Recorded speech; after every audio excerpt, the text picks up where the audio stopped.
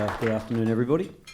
Look at just a little bit of background. I think you've given a flavour for it, but been in the red meat industry for 27, 28 years now. The last 17 or so was with AMH/JBS once JBS brought into the country, and then the last 11 years of those running the beef division here in Australia with 5 abattoirs, 5 feedlots, about a $3.5 billion business. 85% of that being export and 15% into the domestic market. And had enough of corporate life about a year ago. Well and truly had enough of corporate life.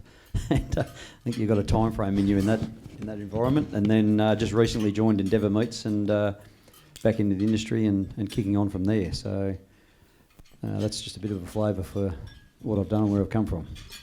No, thanks, Anthony. I think I'd be really interested to hear from you around the red meat supply chain in particular.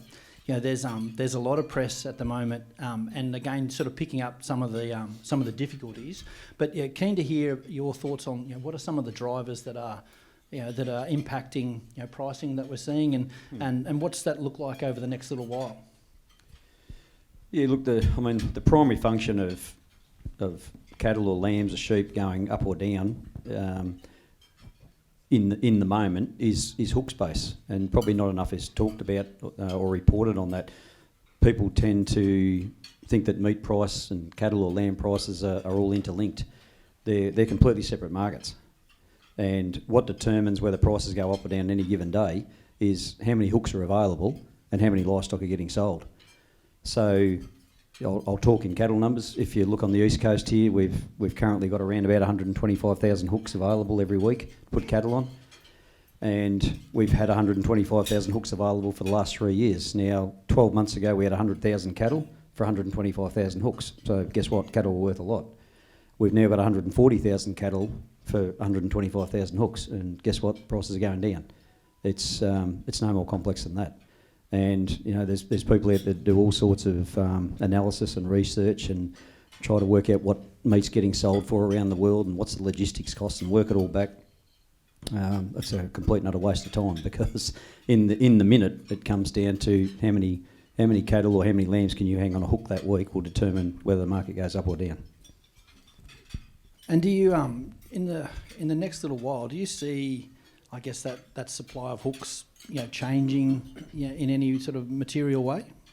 Yeah, look, and that's the discussion that we have to be having in the industry, and I know the processing industry is having that with the government, because it comes down to labour.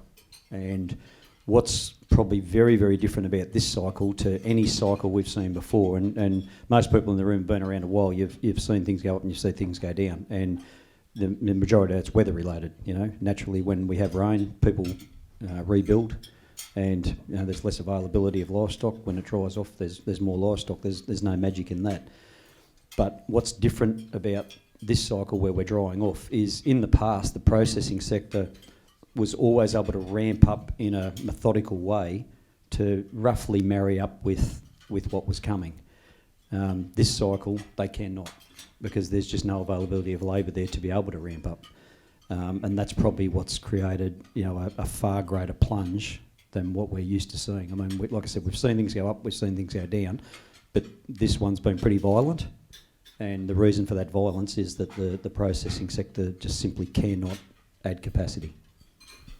Yeah, and it's a really interesting point, because we're seeing that across agriculture. A lot of our horticultural clients are struggling to find those large numbers of workers to come in and move that process forward quickly. And you sort of look at a lot of where hooks are based, regional areas, and so to put that extra shift on, you're talking about hundreds of people rather than. Do you think that there's more that the government could be doing around helping with that sort of labour shortage? Yeah, but probably not what you're thinking, in my opinion. People talk about bringing in foreign labour to fill the void, and look, that's one option. But there's a whole heap of young people in this country that are able-bodied, that are sitting on the couch and copping a payment from the government. How about we stop that and put people back to work? You know, when I was a kid, it was inconceivable that, 20 years of age, as an able-bodied person, that I would be allowed to sit at home on the couch. Like, the old man would have flogged me for a start, and secondly, it was hard to get money from the government to sit at home and do nothing. And I just think we've made that too easy, and we've got to get that younger generation back to work and working full time, and that would alleviate some of the problems. And the other thing, and I don't know, this might be a bit radical, and there'd be economists that tell me you can't do this for some reason or another, but we like radical here. Radical's good. But there's an ageing demographic in the country. If you were to do something like leave their entitlements alone and don't penalise them for going back and working 2, 3, 4 days a week, and let them earn a bit of money on the side in addition to their superannuation or any benefit they might be getting from the government, they're not going to be taking anybody's job. We've got vacancies. Let them come back to work, but don't penalise them for coming back to work. Let's put those people to work who want to work. I think if we sort of move on from there, there's no doubt, and this is a very well-known fact, that Australian agriculture produces a lot of food and a lot of produce, and the majority of that sort of ends up offshore. We're certainly seeing in other industries, in particular perishable supply chains, there's still quite a lot of strain there. So you look at people in that sort of perishable fruit. That's it's difficult. Your shelf life at the other end is key. From a red meat point of view, there's such a huge global supply chain flowing in many different directions. Do you think it's recovered well from COVID, or we still got a way to go? We've still got a way to go. Our company has got containers of chilled lamb sitting on the port of Brisbane as we speak, that due to industrial action we can't get on a ship. That chilled lamb is destined for the USA, so you've got a 40-day shipment to Philadelphia. Bone-in lamb, so very limited shelf life. We're going to waste probably 3 weeks sitting on the port of Brisbane because of the industrial action. We can't get it on a ship to get it there. So that's as we sit today. So we've still got issues we're dealing with that are residual, and there's a nervousness in those import markets. They haven't psychologically recovered from COVID, where I think it was pretty well documented that you didn't have to be in the industry to have read the news when COVID was in full swing, that many ships sitting off Long Beach there in California that couldn't get into dock. There was a lot of lamb we had on those ships that had to be destroyed because it sat out there for months with these ships not being able to get into port. Now those importers that were buying that lamb, while they were financially made whole, it damaged down the chain for them. Their customer base was left short, so it comes off the menu or it comes out of a retail shelf. So then convince them that, listen, the worst of it's over, let's get rolling again. That doesn't happen in 5 minutes. You've really got to rebuild that confidence in them on the other side of the world, and there's still plenty that have got a black eye. They're not over it yet. I think sort of flowing on from that, we look at there's from a red meat perspective, there's a couple of very big players in the market. I want to start with the big guys first, and then maybe come back to some of the emerging operators. But you look at South America from an outturn point of view, and you look at the US as a very established market that it seems like we've made some really good progress into that geography, and then China. There's obviously a lot happening there. You kind of overlay some really trying geopolitical issues as well. But if we start with the US, what does that look like? What you sort of hear in the press is that the US market has placed a considerable amount of pressure on pricing more generally because of the seasonal conditions and what they've sort of gone through there. How do you see the US playing out in the next little while? Yeah, so there's a fair bit to unpack in amongst all that, but the US specifically, and generally, I'm no weather forecaster, but generally over my 28 years in the industry, if it's raining here, it's dry there, and if it's dry there, it's raining here. That's been pretty consistent over my 3 decades in the industry. And we're coming off a period where we've been wet, they've been dry, and we're sort of changing over there at the minute. But from a beef perspective, because obviously the US doesn't export any lamb, but from a beef perspective, they are our major competitor into our high value markets, be it EU and Japan and Korea more specifically. So Australian exporters have had a very tough time competing with them over the last 2 or 3 years into North Asia. They've been a lot more price competitive. Now that's turning. And you'll see that balance swing. It's probably been 60% US, 40% Australian in those two core North Asian markets in the last 2 or 3 years. That'll swing back to 60% in our favour here over the next 6 months. The Japanese are telling me they think it'll be around March, and there'll be a reason for that. That's their financial year, and they're very regimented in the way they do things in Japan. So it'll be all centred around their new budgets going forward from 1 April. We're about to get our go pretty strongly back into North Asia due to that US cycle. They're starting to kill less cattle. They're basically where we were in 2019. They're now into that second and third cut of the herd that they don't want to be touching, but they have to because it's just too dry and they've got to turn them off. Now they're going to pay a very, very heavy price for that, like we did in this country, where supply will dry up, and that's going to hurt their processing industry and make their meat very expensive. And do you see that having a positive impact around, from a price perspective, from our perspective? Yeah, very much so. There'll be some upside in the USA. I think it gets overblown in the rural media that the USA is going to be our saviour. The US market, import market, will be our saviour. It will be a good market like it's always been for us. It's a great market, the US. High value, you get paid, all those things we like in commerce. But it's going to be the lack of American meat in Japan and Korea is to where we really kick goals. Two huge markets, 130 million in Japan, 130 million people in Japan, 50 million in Korea. Younger generation in both countries, quite affluent, natural meat eaters now, natural beef eaters. So that's really where we'll make hay. And the US will continue to be a wonderful market for us, but it won't be what really drives the price here. It'll be the lack of US meat in Japan and Korea. And so before we come on to China, I had a question for you. I often hear this, and I was actually asked by someone the other day, and I reckon I waffled my way through an answer. I don't think I did a particularly good job, so I'm interested in your views. You hear a lot about the stickiness of the retail price versus, and how that hasn't sort of reflected the change in what the farmers being paid. What do you think the drivers are there? That's a bit controversial. There's some of our customers, so I've got to be careful here. But yeah, look, they've been a little reticent to follow the market. Let's just say that. Now, why? Don't know. I mean, you'd have to talk to people internal in those two large organisations to know why. But maybe let me give you this example. In my suburb, in the western area of Brisbane, probably 4 to 6 weeks ago, I know what we're selling lamb loins for, and near on giving them away at the moment. And in my local butcher, those loins were $9.99 in the butcher window, and then I walked 400 metres down the road to my local Coles, and they were $28.99. Same loins. So, there's a bit of work to do there. That wasn't. I didn't mean to put you in a difficult spot there. I was interested. Were there any sort of market dynamics that were playing out there in terms of some of this stock coming through is still expensive. There's some of those sort of things that are playing out to see whether or not that's impacting price. Not on lamb.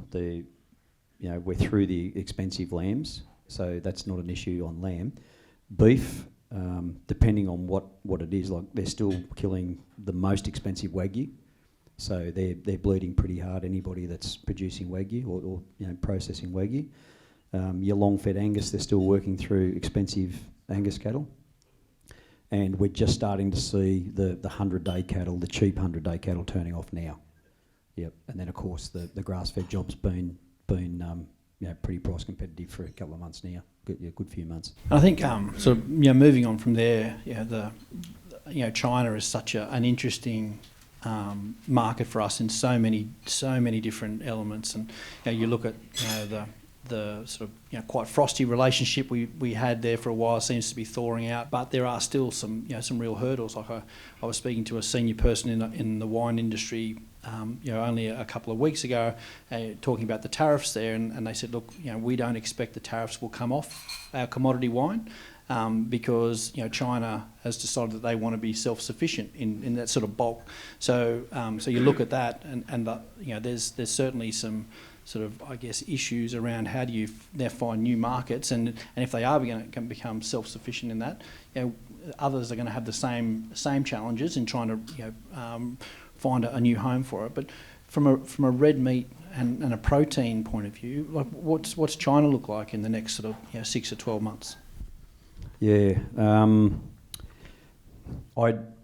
and again, it's an opinion, and I could be well wrong, because in China, one man makes the decision, and I don't have his number. So, and that's the difficulty of dealing with a market like that, is that depending on how the main man wakes up, depends on what's going to happen in the market. So, I know when I was at JBS, I don't think I'll be giving away too many secrets here. I limited my sales team to 3% of overall revenue in China at any one time, 3%. So you'd go to producer functions, and the only market they wanted to talk to you about was China, because it was in the media all the time. And I'd say to them, listen, China is somewhat irrelevant to me in my business, in the sense that we limit revenue to 3% because the risk profile is just too big for me. I just can't absorb that amount of risk. And of course, we were saved because of that philosophy when the door shut. But what China does do is it soaks up an enormous amount of protein from everywhere else in the world that leaves gaps for us to run into. And that's where, in my opinion, and the strategic way that I want to run a meat business, is to run into the gaps that it leaves as opposed to running there. And that, the recent FTA with the UK is a huge deal for us in Australia, for all of us in this room and the industry. It'll take us a while to get our eye in over there, but when we do, high value market, consumers that operate very much like Australians, value good quality produce and are prepared to pay for it, and have got the money to pay for it. So we want to be focusing on markets like that, Japan, Korea, USA, those core markets that we've always had, and then be opportunistic into China. But yeah, I don't want to be all in there. And just so you sort of identified some of those very well established markets that we've got great relationships with. Are there any sort of the emerging markets that get a bit of spring in your step and you get excited about thinking they might open up and what that means for protein? Yeah, definitely. Indonesia and Vietnam are the two biggies for me, both with huge populations. So you're looking at, give or take, 260 million people in Indonesia and 85 in Vietnam, so big populations and rapidly increasing wages. Now, they don't earn anything like Australians earn in similar jobs, but it's all relevant. If your wage is lifting at 10% a year versus the rest of the world at 2, 3, 4%, then you're starting to catch up. And the first thing that people do in those countries when they get a bit more money is they want to eat it. You give an Aussie an extra $100, they buy bigger wheels for their car, or they buy a third TV. You give an Indonesian another $100, they eat the hell out of that $100, and then what's left over buys them a new pair of shoes. They value that rise in wage differently to the way the first world countries do. So they're rapidly increasing their quality of diet, and there's so many of them. So and we've got good trading relationships with both on the whole. I know we've had some stickiness with Indonesia since 2011, but on the whole, the commercial relationships are excellent, and the government relationship is good enough that we can be comfortable and confident. And in that, I think that the point you make about trade relationships is a really interesting one, and one that we continue to sometimes learn the hard way, that it's a very important part of being an exporter. Do you think as an industry, we're doing enough around maintaining those relationships, or is there more we should be doing? If you look at your product that you're exporting, is there other or better ways that we should be preparing that to make it, I guess, a softer landing or more accessible in some of those markets? Yeah, it's a good question, but I think we're doing a reasonable job as a country. I think our government, whichever government's in power at any given time, cops a lot of criticism on trade relationships and whatnot. On the whole, I think they do a pretty good job. And, you point to the the recent FTA with the UK. I think we got an outstanding outcome out of that. Like the negotiations there went, in my opinion, better than expected. I didn't think as an industry we'd get that sort of a deal. So that was very, very well done to the bureaucrats involved in that. And then I look at, the MLA comes in for some criticism at times, but when you're in market and you see what they do in market, they're doing a very good job of promoting Australian produce, beef or lamb or mutton, whatever it may be, goat. In market, they're doing a good job of that, and that doesn't get seen from Australia. It's really hidden from most people in Australia. But if you're in market and you get around and see the work they're doing, they are doing a good job of promoting the overall aspect of Australian product, and then it's up to the individual exporters to get over there and off the back of that promote their individual brands. And I think most companies are doing a reasonable job. Yeah, no, that's great to hear, because you're right. What you tend to hear out of it is when it's gone wrong, and it's on the front page of the paper. So to hear that those sort of things are going well is a great thing. A blank check. What are some of the initiatives that you think that we should or could be looking at? One of the ones I wouldn't mind hearing your thoughts on around, in particular in the processing space, is that technology. Like, where are we at there, and do you think there's some exciting to come down the sort of chain? Yeah, that's a good question, especially at the moment where we're short of labour. Your natural instinct is to go to technology to solve the issue. Lamb's done a pretty good job of that. I don't know how many people will have seen YouTube videos of the robotics that are in it. Places like Bordertown and TFI and Colac and these sort of places on the lamb, and that's New Zealand technology. Very, very high level automation. Beef, we're not there. And that comes down to just the complexity you deal with in beef versus lamb. Very, very different size carcass, of course, but also the variability in carcass. Lamb's relatively uniform, whereas you look on a kill floor at Dinmore on any given day, you've got a 1 tonne bull and a 180 kilo dress cow. It's just enormous variability. So to try and get automation that can handle that, very difficult. The other thing that the only app I can use is my Sportsbet app, so I'm not the person to be talking about technology. But what I've noticed over the years dealing with the technical people and the engineers and the electrical engineers that are very good at this sort of thing is that the bit that we can't replicate at the moment with technology is between the elbow and the tip of your finger. That movement there is so complex that we just haven't got the technology yet to replicate that movement from the elbow down. Now, you think what people do in a boning room all day when they're boning carcasses, that's the piece of the body that's getting the work out. They're not lifting anything heavy. They're not moving anything from here to there that you'd use a forklift for. They're literally pulling that carcass apart to get it onto a table for the slices to then take over and then pack the meat. And it's that bit of the body that is doing all that work, and we just haven't got the technology to do that.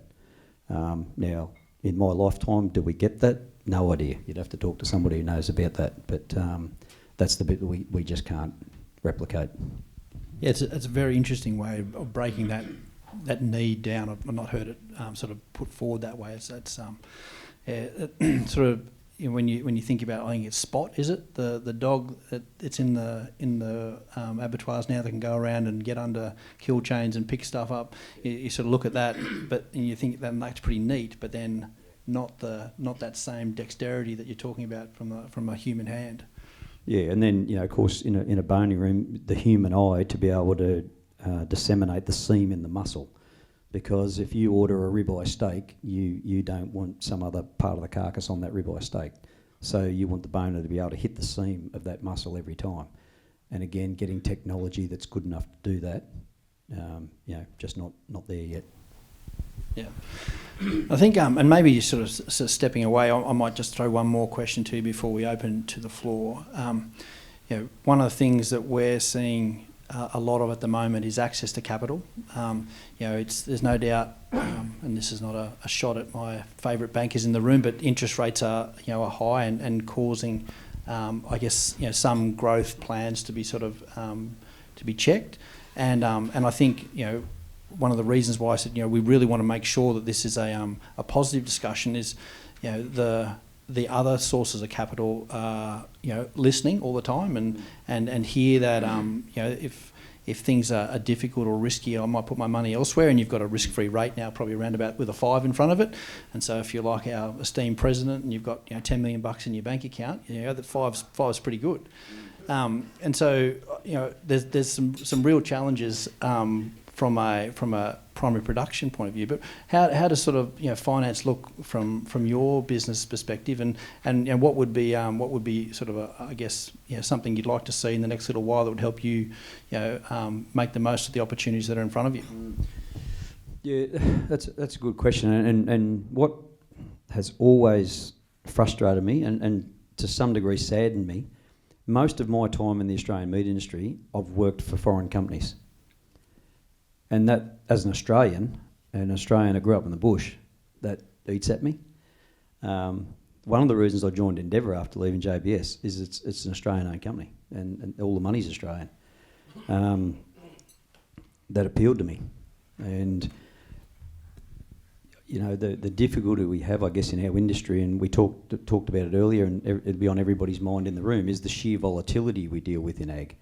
And it doesn't matter what commodity it is, there's volatility because we're dealing with the weather.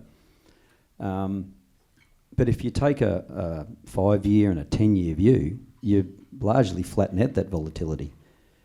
And unfortunately, a lot of the funds with money, they're working, you and I chatted about it earlier today, they're working in quarters. Well, pretty bloody hard to work in ag in quarters. So, I look at the Canadian funds that have brought money into the country and really substantial volumes of money and invested it in organisations like Hewitt Cattle Company. They're taking a 25-year view with that money, and therefore they're more than happy to keep piling money into Australia. And it just, saddens me a little that we just haven't got the people in Australia with those funds that can take that longer term view instead of worrying about what every quarter's going to do. Because if you're worrying about every quarter, well, you wouldn't step 10 mile that way. It'd be really good to see some Australian money come in because it's a great industry. It's got a hell of a future. We produce food. People will give up a lot of things before they give up eating. So we've got a hell of a future here in that there's less and less food getting produced around the world. If you look at what's happening in Europe, in the Netherlands and Germany and these countries with the emissions targets they've set, and no use of nitrogen and other synthetic fertilisers, their food production is really going to fall away here hard, and that food's going to have to come from somewhere, and it's going to be people like us that provide that food to the world. And I told a Porky because there's one more question I wanted to ask you. If I look at my career journey, there were 5 years ago, if I was talking to someone about investing in ag, the first thing they said to me was it needs to make this much money, and then it needs to do this, and then it needs to do this, and then maybe 5, 6, or maybe even 10. It needs to do no harm from a sustainability point of view.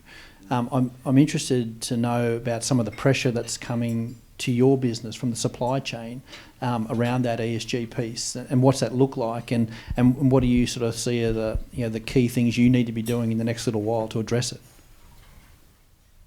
Yeah, it's such an open basket, that whole ESG situation, and it depends on what market you're selling to, what customer you're selling to. There's all those variables because, of course, if you're selling to someone in California or in Boston, as opposed to selling to someone in Ho Chi Minh City or Jakarta, there's a different ESG profile.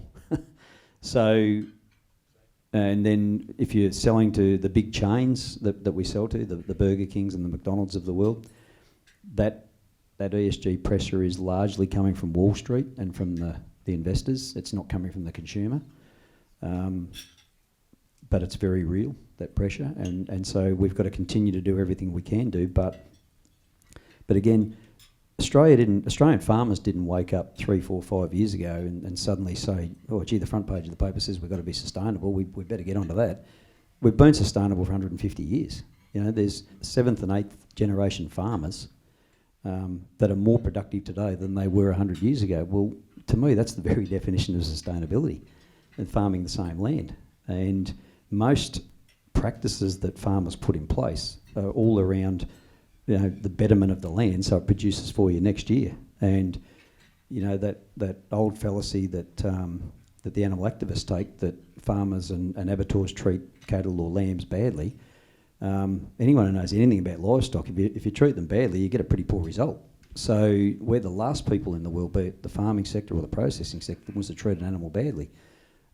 Quite the opposite. Like there's farmers that treat their animals better than their kids. So, you know, I think what I'm getting to, we do a very good job of it already. We just probably haven't been great at telling our story, because as a rural sector, we don't tell our story well. We're quiet, we're humble, we get on with it, and we need some outside help to tell our story better, because that's not our natural space. Yeah, no, I completely agree. I think that story telling, proactive approach to it is so important. I grew up on a farm, lucky enough to buy it off mum and dad, but often wondered whether I was more valuable than the sheep or the cattle that we were looking after. But look, there's Anthony, you've provided us some excellent insight and an insight that often we don't get an opportunity to hear from, because we often hear from the farmer, we often hear from the consumer. We don't hear about the person that sits in the supply chain and all the different issues that you've got to manage, and the opportunities that you see, and where our industry is headed. So from my perspective, it's been unreal, and I would like to open the questions to the floor. So if you could raise your hand and let us know where you're from. Just a reminder, we love questions, not statements, and then we'll go from there. Hi, Ben. Thanks for having us today. I wanted to say that first. And then Anthony, very smart that you only do 3% meat to China, because it's very difficult. I mean, that's my name's Rel from Shield Agri, but we've had the same sort of situation with challenges there.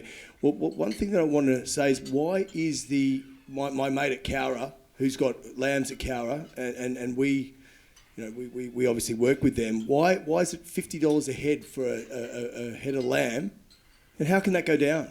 Like, how can that go down? And why is the lamb price so low? It doesn't make sense. No, it doesn't make sense when you look at what meat's worth and what that lamb's worth. But as I said earlier on, if there's too many lambs for the available kill space, the processors just stop bidding on the lambs. And so therefore the price goes down, it collapses. The national price is low, is that what you're saying? But the international price has got zero to do with what that lamb's worth in Cowra. That lamb is worth in Cowra what a processor is prepared to pay for it, regardless of what the meat price is. So if a processor needs 10,000 lambs that week, pick a number, and he's got 10,000 and he's got another 5,000 getting offered to him, guess what the price is next week, regardless of what the meat price is. So if you look at cattle prices over the last 3 years, in 2022, cattle should have been worth $1 to $1.50 less. Now they should be worth $1 more. But that's not how the industry works. It's not an equilibrium. There's either too many or not enough. There's a lag. Yeah, there's a lag. And if I can probably give you this insight too, the two most damaging years in the last decade for the Australian meat sector total was 2014 and 2022 for inverse reasons. So in 2014, the Australian processor captured 100% of the available margin in the industry. Okay, cattle were worth nothing. Very, very damaging to the overall industry, and most certainly the farmer. In 2022, the farmer captured 100% of the available margin in the Australian red meat industry, and equally as damaging to the overall industry, because guess what? All the processors are losing money. They're scaling back production, and we've got less capacity. Now there's cattle and lambs coming on. That capacity's not been replaced. And no one can work out why everything's worth a lot less. Well, it's pretty simple. So, yeah, that disconnect meat price and lamb or beef prices, because they're not connected. Thanks, Anthony. You just said, Ripley Atkinson's my name from Meat and Livestock Australia. You just said the two most damaging years were 2014 and 22. Processors captured 100% of the profit in 14. Cattle prices are lower than what they were in 14 by between 20 and 50%. Does that mean processors are capturing 100% of the profit now? Sorry, cattle are lower now than 14. Yeah, between On- 20 and 50% lower than 10-year averages, cattle prices are at the minute. Does that mean the process is capturing 100% of the profit now, like you said they were in 2014? I'll get to that bit in a minute, but the price, I would suggest pure prices for cattle are quite a bit more than they were in 2014. Today's, like in a physical dollar, cattle are still worth a lot more now than they were in 2014. So what's your metric that you're measuring that against? In nominal terms, against a weekly average between now and the 1st of November 2014. Okay, I don't know about a nominal average, but all I can tell you is when you buy an animal, it's worth a lot more now than it was in 2014. Okay, in pure dollar terms. But yes, the processors are making money. Absolutely, they're making money, and they need to, because they had 18 months where it was red ink everywhere, and I know because I was running one of them. There's a reason I'm no longer there. You can only lose money for so long and keep your job. So, but they're back making money. And when I say meat and livestock prices are not related, they're not related on the day. But what they do is drive behaviour. So the processors are now profitable. So what they'll do is try and find labour, train labour, put labour on, because they're making money, so they want to kill more livestock. So gradually over time, they'll find a way to ramp up production. And then that creates the equilibrium again, and we'll tip over again at some point. Whether it's a year, 2 years away, I don't know. But that's what drives the behaviour and what ultimately drives the cycles on the back of the weather. Bruce King from New Agriculture. Anthony, we've heard plenty of stories. I'm just interested in hearing, who's doing it right? What's the positive side of this? Is it the Tom Bulls and Lamb-Pro investing in genetics at the premium end of the market? What operators, premium middle grades, are really doing the right thing here and giving us a much bigger and better, brighter future? Yeah, that's a broad question. I mean, there's an awful lot of people doing it right. Clearly, investing in genetics is, that's just a no-brainer, and there's been enormous investment in that in the farming community over the last, certainly the last 2 decades in particular. But that's been ongoing forever. But it's certainly ramped up with technology and knowing more about genetics. But I think the overall quality of the herd or the flock is dramatically better than it was 20 years ago. There's no question about that. But there are individual people. You mentioned Tom Bull at Lamb-Pro there, that genetic program he's got going. Incredible genetic profile there. I come back to, it's in my part of the world, so I'm probably passionate about it, but the Napco composite breed is just an incredible breed of cattle, 200,000 cattle with all the same genetics. But there's 20 and 25-year investments in those genetic runs, so it's uncommon to be able to do that, and it'd probably be even more uncommon going forward because people just don't have the patience to put 20 years into a genetic line. So I can give you those examples, but look, on the whole, I think the farming community in general is doing a hell of a job of getting it right. And I know we've got real extremes at the moment, like you mentioned, $50 lambs at Cowra. And there'll be a report in the Land or in the Country Life in the next week. There'll be a pen of cows at Dubbo or Dalby or somewhere that sells for nothing. But if you go and look at what that pen was, there's probably a reason that it's not worth a lot. If you take a median and look at the better genetic cattle that are on sale that day, or the better genetic lambs, they'll sell for still a reasonable price. Nowhere near what they were a year ago, but they're also not worth. They're not worth nothing, They're certainly better than what's getting reported. Anthony, great answers. Jackson Hewitt from Auctions Plus. Two-pronged question, I guess. One, if you had a magic wand, how would you fix this oversupply, undersupply issue? In your wake up at 2 a.m. and go, I've solved it. And then, what's your advice to farmers at this moment who are sitting on those animals at such low prices? Yep. First one's easy. Just get it to rain an inch every 2 weeks, and if you can do that forevermore, you'll have a nice equilibrium on when cattle and lambs turn off. that's unlikely. And I think back to, I'm off topic here, sorry, but I think back to the 2015 Senate inquiry after the disastrous year of 2014, and Barnaby Joyce was Agriculture Minister at the time, and I just happened to be in a meeting with him somewhere, someday, I can't remember, and I said, you do realise you can have a Senate inquiry and you can ask any questions you like and you can do any deep dive you like, but the minute it rains, everything's going to be worth double. So, what's the point of all this? And of course, it rained and away we went. And they probably put it down to the Senate inquiry and they made it rain. I don't know. But, that's what's got to happen to create an equilibrium, is not have too much wet, not have too much dry. Well, we live in Australia. We've got to be realistic. And that's why, again, you've got to take that 10-year overview. If farmers put money away in the last 2 years and then pull a bit out now, well, you'll get an average. What would my advice be to farmers? Keep investing in good genetics. Don't sell cattle and lambs in a panic mode because the market's going down if you've got a body of feed. If you've got food and water, hold them, because there's still an intrinsic value there that is above where we are today. But it's that rush for the gate that's creating the lower prices. I keep coming back to it, but if you've got 1,000 hooks and you've got 2,000 cattle, well, guess what? They're not worth much. If you've got 1,000 hooks and there's 500 cattle, they're worth gold bars. I know it sounds simple, but it is that simple. Because everybody that's in the processing sector has got to try and keep their workforce and keep their factory running. Because if you turn a factory off, you'll never get it going again, because you lose your workforce and you'll never get them back. So that's why processors invest, like over the last 18 months, they keep things running and they're prepared to lose money because they've got to hold that workforce for now where they can make money. Anthony, Ben Larson, Renewable Energy Partners.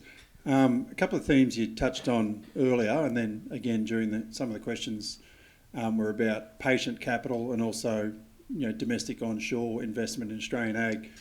I would have thought, and the question is, would you agree that that the scope for Australian superannuation funds to own and manage and take a long 25, 30-year patient view on building things like those genetics that you described, would that not be a perfect fit in terms of the patience of the capital and the timeframes involved in building sustainable ag enterprises? Yeah, so without me knowing anything about how the internal machinations of those super funds work, you have to think as a layman it's the perfect money, because they know that they're going to have it for 25 years. There's more of it piling in every week. All of us are putting it in every week and every month. You would think that would be the natural partner. But, and again, I don't understand the internal machinations of those companies and businesses, but they seem to want to report quarterly. And, Ben, you and I spoke about it earlier. We get a report from our super fund every quarter. I don't think I've read one for 5 years. It's irrelevant. So, but why can't we get them interested? What are we doing wrong as an industry that we can't get them to look a bit further out like the Canadians are, and take that 10, 20-year view? Because anybody that's invested in rural property in the last 20 years, that property is worth a lot more today than it was 10 years, 20 years, 30 years ago. So forgetting about the yield off the property, just looking at capital growth, you would think it would be a natural fit. But yeah, I don't know why they won't step in. Just on that, I think it's a really good question, and I think there's lots in it. But at the end of the day, we've all got a role to play in that as well. Like if we start to build pressure on our superannuation funds, and suggest other ways, I think that's part of it. And then I think as an industry, we've got to start asking the superannuation fund, what's a good investment look like? And therefore start to put them together so that we can make it easier for them. Because at the moment, it's too easy to go elsewhere. And so I think if we can start to put a bit of pressure on, then hopefully we will start to see a bit of a change in our mandate and action. You can probably put more pressure than most in the room there, Ben. Thanks, George. Daniel McCulloch from LAWD. You mentioned the sports bet app. If you could bet on the Eckie in 12 months' time, hypothetically, obviously, won't hold it to you. Like, it's obviously gone from almost $12 to $3.68 today. What does it look like in 6 and 12 months' time? Like, is it somewhere in the middle, or it obviously can't get to the heights it was? That's the Eckie? The ECI, yep. I mean, the ECI is a restockers market, right? So it ultimately will come down to who's got grass and who hasn't. So if you look at, the ECI exploding like it did over that last couple of years, made it almost impossible to buy an animal to go into a feedlot because the farmer was your competitor. Now, you can buy really good black cattle to, 400, 450 kilos for, what, 250, Say a black feeder's do 450 kilos, will they be back up to $4 or not? Yeah. Not white grains, $500 a tonne. No, because your cost of gain's just too much to be able to pay that for the animal. Well, it's unsustainable at the moment. We've got to find a level there somewhere that everybody can make money. Yeah, you're right, but where we were, when black feeders were $6, totally unsustainable. And that goes back to my comment before that over the last 18 months, cattle should have been $1.50 less, and now they should be $1.50 more. But unless we get it to rain an inch every 2 weeks, we're not going to see that. We're going to have those highs and lows, and you've just got to manage through. The old saying I had for my team at JBS was literally this. I used to say to them, when things are good, let's not bust out the champagne, and when things are bad, let's not go hiding under our desk. Because in this industry, we're going to get plenty of both. And if we ride the highs and lows like that, we're going to be mentally exhausted. So let's just cop both on their merits and deal with both the best we can. So when things are good, let's bank as much as we can. And then when things are bad, let's tighten our belt, be as efficient as we can, and lose the least. And that's how we have to think about our industry. And I know everyone would wish for a better answer than that, surely there's an equilibrium, we can just make money all the time. We don't have to make a fortune, but we just like to make a little bit. Well, the reality's not that. And it's not going to be that while we're a weather-related industry. And I think that's probably a great place to wrap it up. Some very, very sensible advice there, Anthony. I like that. I'm gonna use that. Don't bust out the champagne and don't hide under your desk. I reckon that's. Tell that to my daughter every day. But no. So thank you again, and then thanks for everyone's attention and questions.